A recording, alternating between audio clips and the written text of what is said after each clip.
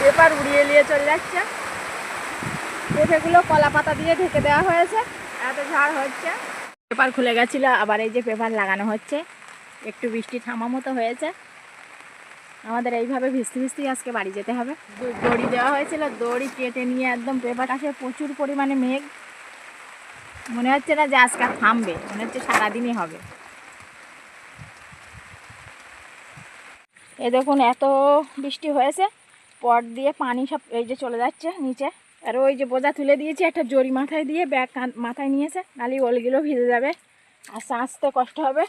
এই দেখুন বন্ধুরা, একটা পাশের ক্ষেতে একটা কপি সুন্দর হয়েছে। কপিগুলো প্রচণ্ড বৃষ্টি হয়েছিল মাঠে যখন ছিলাম, বৃষ্টিতে তো সব এই পেঁপেগুলো ভিজে গেছে।